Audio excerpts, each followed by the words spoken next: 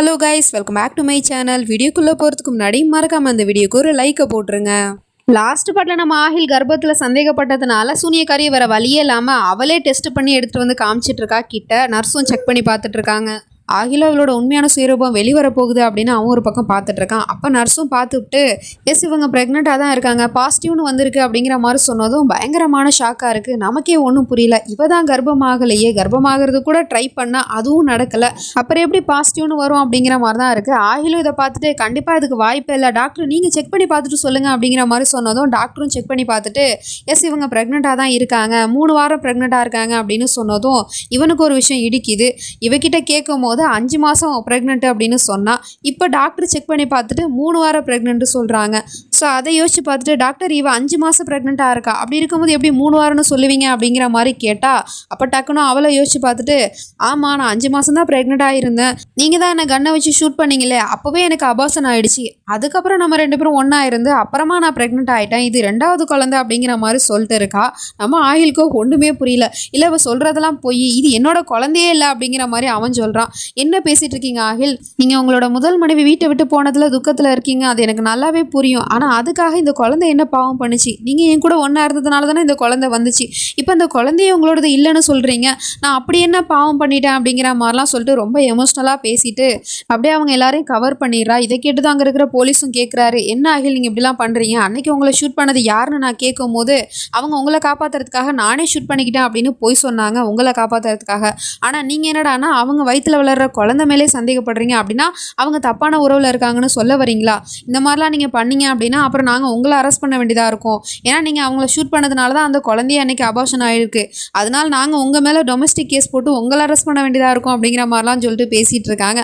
உடனே இவளும் அவனை காப்பாற்றுற மாதிரி அப்படிலாம் எதுவும் பண்ணிடாதீங்க, என் புருஷன் ஏதோ தெரியாமல் பண்ணிட்டாரு, மற்றபடி என் மேலேயும் என் குழந்தை மேலேயும் ரொம்ப பாசம் இருக்குது அவருக்கு அப்படிங்கிற மாதிரிலாம் சொன்னதும் பார்த்தீங்களா ஆகில், இப்போ உங்கள் பொண்டாட்டி உங்களை காப்பாற்ற தான் பார்க்குறாங்க, பார்த்துக்கோங்க ஆகில் அப்படின்னு சொல்லிட்டு அவங்க எல்லாரும் இங்கிருந்து போயிடுறாங்க. நமக்கு ஒரு விஷயம் இப்போவும் டவுட்டாக தான் இருக்குது, இவ எப்படி ப்ரெக்னெண்ட்டாக இருப்பா, ப்ரெக்னெண்ட்டாக இருக்கான்னு டாக்டர் வேற செக் பண்ணி பார்த்துட்டு சொல்கிறாங்களப்பா அப்படிங்கிற மாதிரி தான் இருக்குது. அப்படியே கட் பண்ணால் இந்த பக்கம் நம்ம ஹீரோயினை அரெஸ்ட் பண்ணி கூட்டிகிட்டு வந்தாங்க இல்லையா, அவங்க எல்லாரும் ஒரு காட்டுக்குள்ளே வந்துட்டு வண்டியை நிறுத்துறாங்க. உடனே இவளும் கேட்குறா, இது என்ன இடம், எதுக்காக என்ன இங்கே கூட்டிகிட்டு வந்தீங்க, இங்கே போலீஸ் ஸ்டேஷன் எதுவுமே இல்லையே, அப்படின்னா நீங்கள் உண்மையான ஆஃபீஸரே இல்லையா அப்படிங்கிற மாதிரி சொல்லிட்டு சந்தேகப்படுறா. அப்போ தான் இவனுங்களுமே வந்துட்டு கால் பண்ணுறானுங்க. யாருக்குன்னு பார்த்தா அந்த மிஸ்பாக்கு வந்திருக்கவனுங்க உண்மையான ஆஃபீஸர்ஸே கிடையாது, இவ தான் சும்மா ரெடி பண்ணி இப்படி நம்ம ஹீரோயினை கடத்துறதுக்காக பிளான் போட்டு வர சொல்லியிருப்பா போல. அவனுங்களை கேட்குறானுங்க என்ன பண்ணுறது இந்த பொண்ணை அப்படின்னு கேட்டால் அவளை கொன்னுடுங்கன்னு சொல்லிட்டு ஃபோனை கட் பண்ணிடுறா. உடனே இவனுங்களும் கண்ணை காமிச்சிட்டு அப்படியே எய்ம் பண்ணிட்டு இருக்காங்க அவளை ஷூட் பண்ணுறதுக்காக. அவளுக்கா என்ன பண்ணுறதுன்னு தெரியாமல் முழிச்சிட்டு இருக்கா. அப்போ அவனுங்களும் ட்ரிகர் அமுக்க போகிறானுங்க. டக்குனே இவளுக்கு ஒரு ஐடியா வந்துட்டு ஷாத் நீங்கள் வந்துட்டீங்களா அப்படின்னு சொல்லிட்டு கேட்டதும் அவனுங்களும் டக்குன்னு திரும்பி பார்க்குறானுங்க. உடனே அவனுங்களை பிடிச்சி தள்ளி விட்டுட்டு அங்கேருந்து எஸ்கேப் ஆகி ஓடி போயிடுறா. ரெடியே துரத்தி வந்துட்டு இருக்கானுங்க நாலா பக்கமும். இவளுக்கும் என்ன பண்ணுறது எது பண்ணுறதுன்னு தெரியாமல் ஓடி வந்துட்டு இருக்கா. அப்போ பார்த்தா ஒரு இடத்துல கீழே விழுந்துடுறா. உடனே இவ என்ன பண்ணுறான்னா இதுதான் நல்ல ஐடியா அப்படின்னு சொல்லிட்டு அந்த கீழே விழுந்த இடத்துலையே தான் மேலே இலையெல்லாம் போட்டு அப்படியே கவர் பண்ணி படுத்துக்கிறா. அந்த பக்கமாக வந்தவனும் சிகரெட் பற்ற வைக்கிறதுக்காக தீக்குச்சியை கொளுத்தி அங்கே போட்டுறான். அப்புறம் அங்கே ஏதோ சத்தம் கேட்குதுன்னு சொல்லிட்டு அவன் இங்கேருந்து போயிடுறான். நம்ம ஹீரோயினி அதுக்கப்புறம் எழுந்திரிச்சு பார்க்கும்போது திகுதுக்குன்னு பற்றி இது நெருப்பு ஃபுல்லாக. என்ன பண்ண போகிறா, எப்படி இதுலேருந்து தப்பிக்க போகிறான்னு தெரியல. அப்படியே அங்கே சீனை கட் பண்ணால் இந்த பக்கம் இந்த சூனியக்காரி வந்துட்டு காரில் வந்துட்டு இருக்கா. அவளை தன்னைத்தானே கண்ணாடியில் பார்த்துக்கிட்டு எவ்வளோ அழகா இருக்க நீ அப்படிங்கிற மாதிரி சீனை போட்டு பேசிட்டு வந்துட்டு இருக்கா. பார்த்தா அந்த அங்கிள் ஆண்டியும் அதே காரில் தான் உட்காந்துருப்பாங்க போல. நீங்கள் இங்கே என்ன பண்ணிட்டு இருக்கீங்க அப்படின்னு கேட்டால் எங்களுக்கு ஒரு டவுட்டு, அதை கேட்கலான்னு தான் வந்தோம் அப்படின்னு சொல்கிறாங்க. என்ன டவுட்டுன்னு கேட்டால் நீ தான் ப்ரெக்னெண்ட்டாகவே இல்லையே, அப்புறம் எப்படி நீ செக் பண்ணி பார்க்கும்போது ப்ரெக்னெண்ட்டாக இருந்தா, அப்புறம் டாக்டரும் செக் பண்ணி பார்த்துட்டு 3 வார குழந்தைக்கு அம்மானு சொல்கிறாங்க, அப்போ அந்த குழந்தையோட அப்பா யார், ஆகிலுக்கும் உனக்கும் தான் எதுவும் நடக்கவே இல்லையா அப்படின்னு சொன்னால் அப்பா யாருன்னு தானே தெரிஞ்சுக்கணும், அது யாருன்னு நீங்கள் கேட்குறத விட பார்த்து தெரிஞ்சுக்கோங்க அப்படிங்கிற மாதிரி சொல்லிட்டு ஒரு ரெஸ்டாரண்ட்டுக்கு போகிறா. இவங்களும் தூரத்துலேருந்து பார்த்துட்டு இருக்காங்க அது யாராக இருக்கும் அப்படின்னு சொல்லிட்டு. அங்கே ஒருத்தவன் மெனு கார்டை வச்சுட்டு உட்காந்துருக்கான். அவன் டக்குன்னு இவளை பார்த்த உடனே ஹக் பண்ணிக்கிறான். வேற யாரும் இல்லை, அது அந்த நாசியாவோட லவ்வர் தான். இவன் அவளை பார்க்கும் போதெல்லாம் அன்கம்ஃபர்டபுளாக தானே ஃபீல் பண்ணிட்டு இருந்தான். ஆனால் இப்போ ஜாலியாக சிரிச்சுக்கிட்டு அவகிட்ட பேசிகிட்டு இருக்கான். உடனே நான் ரொம்ப மிஸ் பண்ணேன்னு வேற சொல்லிட்டே இருக்கான். இதெல்லாம் தூரத்துலேருந்து இவங்களும் பார்த்துட்டு ஒன்றுமே புரியல, இது நாசியாவோட லவ்வர் ஆச்சே, அப்போ இவன் தான் அந்த குழந்தைக்கு அப்பனா அப்படிங்கிற மாதிரி சொல்லிட்டு பார்த்துட்டு இருக்காங்க. ஆக்சுவலி என்ன நடந்திருக்கு அப்படின்னா இந்த பையனை முன்னாடியே அவள் பார்த்துருக்கா. அதாவது நாசியா லவ் பண்ணுறான்னு சொல்லிட்டு வீட்டுக்கு கூட்டிகிட்டு வந்தா இல்லையா, அதுக்கு முன்னாடியே இந்த பையனை பார்த்துட்டு அவங்கிட்ட பணத்தை கொடுத்துட்டு, நீ இந்த பணத்துக்காக தான் நான் நாசியாவை லவ் பண்ணேன், இப்போ அந்த பணத்தை நானே உனக்கு தரேன், நீ நாசியாவை எப்படி கர்ப்பமாக்குனியோ அதே மாதிரி எனக்கும் உங்ககிட்டேருந்து ஒரு குழந்தை வேணும் அப்படிங்கிற மாதிரி சொல்லிட்டு கேட்டுட்ருக்கா. ஸோ அவனுமே வந்துட்டு பணத்தை பார்த்துட்டு வா போகலாம் அப்படிங்கிற மாதிரி கூட்டிகிட்டு போயிட்டு, அப்போவே இவங்க 2 பேருக்கு நடுவில் எல்லாமே நடந்து முடிஞ்சிருச்சு. அது மட்டும் இல்லாமல் நம்ம 2 பேரும் அஃபேரில் இருக்கலாம் அப்படின்னு சொல்லிட்டு வேற பேசி வச்சுருப்பாங்க போல். ஸோ அதுக்கப்புறம் அந்த ஹோட்டலுக்கு போனது, அவங்க கூட தப்பாக நடந்துக்க பார்த்தது, அது எல்லாமே ஒரு ட்ராமா தான். அதாவது செகண்ட் அட்டம்ப்ட்காக பிளான் பண்ணியிருக்காங்க. ஸோ அது நடக்கலை. ஃபர்ஸ்ட் அட்டம்ப்ட்லேயே இவள் ப்ரெக்னென்ட் ஆகிட்டா போல். ஸோ அதனால தான் அவள் செக் பண்ணி பார்க்கும்போது பாசிட்டிவ்னு வந்திருக்கு. ஸோ இது எல்லாத்தையுமே இவங்களும் பார்த்துட்டு தலையே சுற்றுது. இப்போ நம்மளுக்கே இவள் காது குத்திருக்காளா அப்படிங்கிற மாதிரி சொல்லிட்டு பார்த்துட்ருக்காங்க. இந்த பக்கம் நம்ம ஹீரோயினி எழுந்திரிச்சு பார்க்குறா. பார்த்தா நெருப்பு பற்றிக்கிட்டு எரியுது. உடனே அது எல்லாத்தையும் தள்ளி போட்டுட்டு அவள் பாட்டுக்கே எழுந்திரிச்சு ஓடிட்டு இருக்கா. பின்னாடியே துரத்தி வந்துட்டு இருக்கானுங்க. ஒரு வழியாக ரோட்டுக்கு வந்துட்டா.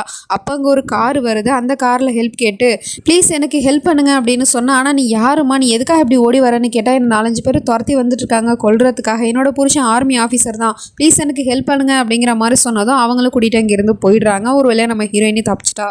இந்த பக்கம் நம்ம ஆகிலோ செம கடுப்பில் இருக்கான். அவங்கிட்ட போயிட்டு இந்த சூனியக்காரியும் டிக்கெட்டை காமிச்சிட்டு இருக்கா. எங்கே போகலாம் நம்ம ஹனிமூனுக்கு, சுவிட்சர்லாந்தா இல்லை பாரிஸ்க்கு போகலாமா, எதுக்கு போகலாம் அப்படிங்கிற மாதிரி கேட்டுட்டு நக்கலாக பேசிகிட்டு இருக்கா. அப்போ தான் கரெக்டாக அந்த இடத்துக்கு வேலைக்காரியை வந்துட்டு, உங்களை பார்க்குறதுக்கு யாரோ வந்திருக்காங்க மாபேகம்னு சொன்னதும், சரி நீ போ வரேன் அப்படின்னு சொல்லிட்டு இவங்கிட்டையுமே யோசிச்சு வைங்க அப்படிங்கிற மாதிரி சொல்லிட்டு வெளியே போய் பார்க்குறா. பார்த்தா இவளோட அம்மா தான் வந்திருக்காங்க. அம்மா நீங்களா, நீங்கள் இங்கே எதுக்கு வந்தீங்க அப்படின்னு கேட்டால், என்னம்மா ரொம்ப நாள் கழிச்சு உன்னோட அம்மாவை பார்க்குற, ஏன் வந்தீங்கன்னு கேட்குற, உன்னோட வாழ்க்கை மாறிடுச்சுன்னு கேள்விப்பட்டேன், அது மட்டும் இல்லாமல் நீ இப்போ ப்ரெக்னெண்ட்டாக இருக்கியாம்ல, அதான் உன்னை ஆசீர்வாதம் பண்ணிட்டு போகலான்னு வந்தேன் அப்படின்னு சொன்னால், நீங்கள் எதுக்கு இங்கே வந்திருக்கீங்கன்னு எனக்கு நல்லாவே தெரியும். என்னோட வாழ்க்கையை கெடுக்கிறதுக்காக தான் வந்திருக்கீங்களா, ஆனால் அது நடக்கவே நடக்காது. இப்போ மட்டும் நீங்கள் இந்த இடத்த விட்டு போகல, நான் அவங்கள கழுத்தை பிடிச்சி வெளியே துரத்துவேன் அப்படிங்கிற மாதிரி சொல்லிட்டு மிரட்டிக்கிட்டே இருக்கா. அவங்கள கேட்குறாங்க, என்ன பழைய விஷயத்தெல்லாம் மறந்துட்டியா அப்படின்னு கேட்டால், அது எனக்கு நல்லாவே தெரியும், ஆனால் அதுக்காகலாம் நான் அவங்க கூட உறவு கொண்டாடிட்டு இருக்க முடியாது, மரியாதை இங்கேருந்து கிளம்புங்க அப்படிங்கிற மாதிரி சொல்லிட்டு அவங்கள அங்கேருந்து துரத்தி விட போனால், நம்ம ஆகில் இதெல்லாம் தூரத்துலேருந்து பார்த்துட்டு தான் இருக்காங்க. அந்த அம்மாவும் டக்குன்னு மேலே பார்க்குது, யாரை இவங்க பார்க்குறாங்க அப்படின்னு சொல்லிட்டு இவ திரும்பி பார்க்கும்போது அந்த இடத்துல ஆகில் இல்லை. இங்கேருந்து கிளம்புங்க ஃபஸ்ட்டு அப்படின்னு சொல்லிட்டு அவங்கள வீட்டை விட்டே துரத்திடுறா. வெளியே வந்தால் அந்த அம்மாவை பார்த்துட்டு ஆகில் கேட்குறான், அப்போ நீங்கள் தான் அவளோட அம்மாவா அப்படின்னு.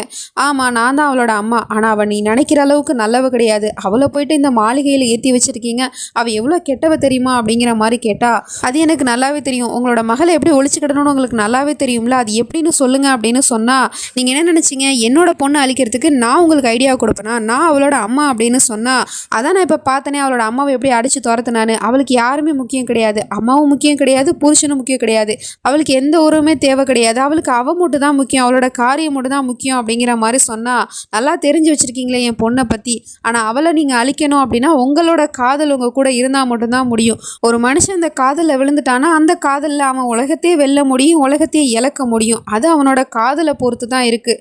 உங்களோட காதல் உங்கள் கூட இருந்துச்சு அப்படின்னா இவளை நீங்கள் ஈஸியாக அழிச்சிடலாம், ஆனால் அதுக்கு உங்களோட காதலை நீங்கள் தேடி போகணும், உங்களோட உண்மையான காதலை தேடுங்க அப்படிங்கிற மாதிரிலாம் சொல்லிட்டு இப்படி ஒரு அட்வைஸை கொடுத்துட்டு அவங்க இங்கே இருந்து போயிடுறாங்க. அதுக்கப்புறம் இவன் தாயத்தில் கையை வச்சு பார்த்தா தாயத்தை காணோம். சனம் நீ எங்கே போன, நான் உன்னை எங்கே தான் தேடுறது அப்படிங்கிற மாதிரி சொல்லிட்டு இவன் புலம்பிட்டு இருக்கான்.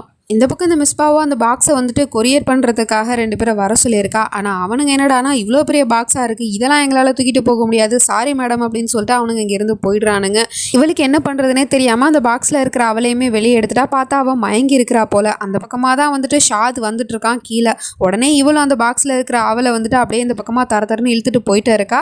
டக்குன்னு கண்ணை முழிச்சு பார்க்குறா. ஷாத் அந்த பக்கமாக போயிட்டே இருக்கான். உடனே இவளும் வந்துட்டு ஒரு சோஃபாக்கு பக்கத்தில் அவளை ஒழிச்சு வச்சுட்டு ஷாதிக்கிட்டேயுமே எங்கே போயிட்டு இருக்கா அப்படின்னு கேட்டா, நான் ஜன்னத்தை தேடி போறேன்னு சொல்லிட்டு இருக்கான். அப்ப அந்த பொண்ணு வந்துட்டு எழுந்திருக்க ட்ரை பண்ணிட்டு இருக்கா. உடனே இவளும் அதை பார்த்துட்டு அவளை பிடிச்சி கீழே தள்ளி விட்டுறா.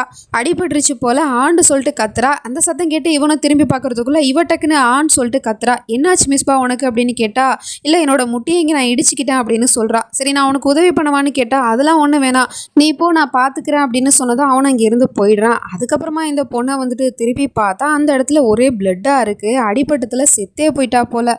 இப்போ என்ன பண்ணுறது, இவ செத்து போயிட்டாலே அப்படின்னு சொல்லிட்டு அவளை வந்துட்டு டிஸ்போஸ் பண்ணுறதுக்காக அங்கே உள்ளே போயிட்டு ஏதோ எடுக்கிறதுக்காக போயிடுறா. அந்த நேரம் பார்த்து நம்ம ஹீரோயினி வீட்டுக்குள்ளே வந்துடுறா.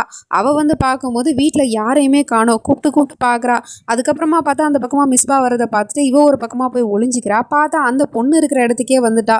அந்த பொண்ணு இப்படி ரத்த வெள்ளத்தில் கிடக்கிறத பார்த்துட்டு மிஸ்பா அப்படின்னு சொல்லிட்டு கத்திட்டு, ஆண்டி அங்கிள் எல்லாரும் வாங்க அப்படிங்கிற மாதிரி கத்திட்டு இருக்கா. அவங்க எல்லாரும் ஓடி வந்து பார்க்குறாங்க. இந்த பக்கம் மிஸ்பாவுமே வந்து பார்க்குறா. இவ வேற வந்துட்டாளா அப்படிங்கிற மாதிரி சொல்லிட்டு அந்த அந்த ஆண்டியை பொண்ணை பார்த்துட்டு அங்கேருந்து ஓடி வராங்க. மிஸ்பான்னு சொல்லிட்டு அழுதுட்டு இருக்காங்க. அந்த அங்கிளுக்கு ஒன்றுமே புரியல. யார் இந்த பொண்ணு அப்படின்னு கேட்டால் இவ தான் உண்மையான மிஸ்பா, என்னோட பொண்ணு அப்படிங்கிற மாதிரி சொல்லிட்டு கதறி அழுதுட்டு இருக்காங்க. அங்கிளுக்கு உண்மை தெரிஞ்சு போச்சு. ஷாத் அவர் எங்கே போனார் அப்படின்னு கேட்டுட்டு இந்த பக்கமாக வந்தால் அந்த மிஸ்பாவும் கண்ணை காமிச்சு மிரட்டிக்கிட்டே இருக்கா, ஷூட் பண்ணிவிடுவேன் அப்படின்னு சொல்லிட்டு. இது எல்லாத்துக்கும் காரணம் நீ தாண்டி, ஒன்னால தான் இது எல்லாமே நடந்துச்சு. நான் பாட்டிக்கு அந்த ஃபைலை எடுத்துகிட்டு இங்கேருந்து போயிருப்பேன், ஆனால் நீ தேவையில்லாமல் இவளை கூட்டிகிட்டு வந்துட்டு இப்போ அவள் செத்து போயிட்டா, இதுக்கு காரணம் நீ தான் அப்படிங்கிற மாதிரி சொல்லிட்டு கண்ணை காமிச்சு மிரட்டவும் அங்கிளுக்கு ஒன்றுமே புரியல. யார் நீ அப்படின்னு கேட்டால் நான் யாருன்னு தானே உங்களுக்கு தெரியணும், நான் தான் அந்த சசி கபூர் அப்படிங்கிற மாதிரி சொல்லிட்டு இருக்கா. பயங்கரமான ஷாக்காக இருக்குது நம்ம ஹீரோயினிக்குமே. இவ தான் அந்த சசி கபூரா அப்படிங்கிற மாதிரி பார்த்துட்டு இருந்தா அடுத்த செகண்டே அந்த அங்கிளை வந்துட்டு காலில் சுட்டுறா.